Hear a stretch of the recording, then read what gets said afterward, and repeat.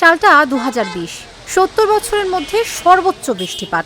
এক রাতের অতিবৃষ্টিতে ভয়াবহ জলাবদ্ধতার কবলে পড়ে রংপুর সিটি কর্পোরেশন। ৩৩টি ওয়ার্ডের অন্তত শতাধিক পাড়া মহল্লা পানিতে তলিয়ে যায়। হঠাৎ এমন বন্যা পরিস্থিতিতে চরম দুর্ভোগ নামে।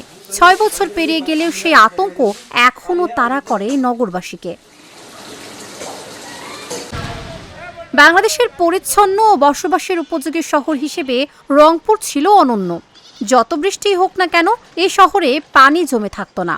এর অন্যতম কারণ শহরের ভেতরেই আছে কয়েকটি পানির প্রবাহ। রংপুর জেলায় নদীর সংখ্যা প্রায় ৩৩টি। রংপুর সিটি কর্পোরেশনের মধ্যেই ৬টি নদী আছে। এগুলো হলো ঘাঘট, খোকসা ঘাঘট, বুড়াইল, শ্যামাসুন্দরী, ইছামতি ও আলাইকুমারী। আরও আছে কেডি খাল। রংপুর নগরীতে ২০২০ সালে এক রাতের বৃষ্টিতেই ব্যাপক বন্যা হয়। তখন ড্রেনেজ ব্যবস্থাও ঠিকমতো ভালো ছিল না, যার কারণে মানুষের অনেক দুর্ভোগ পোহাইতে হয়। আমরা চাই রংপুর সিটি কর্পোরেশনে যাতে এই ড্রেনেজ ব্যবস্থা ভালো করে, এই ভবিষ্যতে যাতে এই ধরনের দুর্ভোগে বন্যার কবলিত মানুষদের আর পড়তে না হয়। জেলা প্রশাসক ও সিটি কর্পোরেশনের প্রশাসকের দৃষ্টি আকর্ষণ করব, যাতে করে আমাদের এইরকম আর সমস্যা না হয়।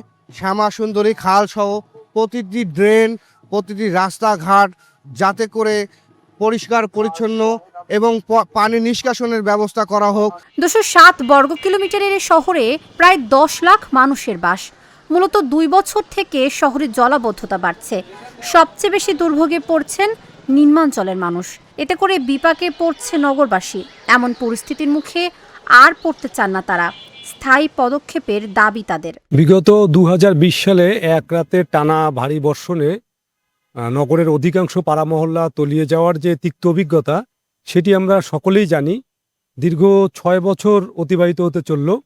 আমরা কিন্তু এই দীর্ঘ সময়ে এই যে আকস্মিক যে বন্যা, সেই বন্যা থেকে শহরবাসীকে রক্ষার জন্য আমরা সিটি কর্পোরেশন তথা সংশ্লিষ্ট কর্তৃপক্ষের কার্যকর আমরা কোনো পদক্ষেপ দেখিনি।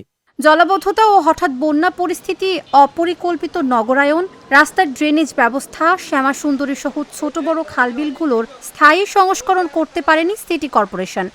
এমনটাই বলছেন নাগরিক সমাজের প্রতিনিধিরা। শ্যামাসুন্দরীতে কিছু কাজ হচ্ছে, শুধু ময়লা পরিষ্কার, কচুরিপানা পরিষ্কার এবং কিছু কাদা তোলা হচ্ছে। এটা দিয়ে হয়তো সাময়িকভাবে হয়তো পানির স্রোতটা বাড়বে, কিন্তু এখানে স্থায়ী সমাধান এটা না। একদিকে হলো পরিকল্পনা করতে হবে, আর একদিকে হলো যারা দখলদার তাদেরকে উচ্ছেদ করতে হবে, আর একটি হলো পরিকল্পিতভাবে টেকসই উন্নয়ন যেটাকে বলে। এই শ্যামাসুন্দরীকে টেকসইভাবে একটা দীর্ঘমেয়াদী পরিকল্পনা নিয়ে যদি করা না যায়, তাহলে কিন্তু এই নগরবাসী আবারও পানিতে ডুবে। সিটি কর্পোরেশন কর্তৃপক্ষ বলছে ইতিমধ্যেই মাস্টার প্ল্যানের আওতায় ড্রেনেজ উন্নয়ন ও খাল সংস্কারের কাজ চলছে।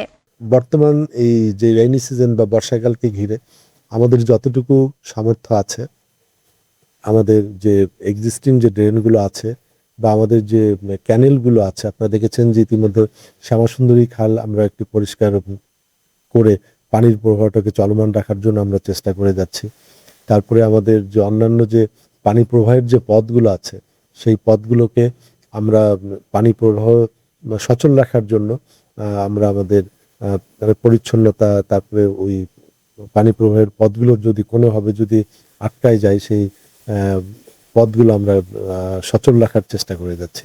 নগরীর মাস্টার প্ল্যান, উন্নয়ন প্রকল্প গ্রহণ কিংবা চাহিদা ভিত্তিক অধিকার আদায় করার জন্য সরকারি দলের সঙ্গে সমন্বয় জরুরি।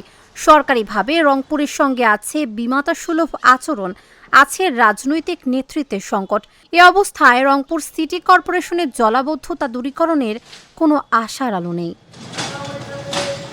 Dhaka journal, news desk.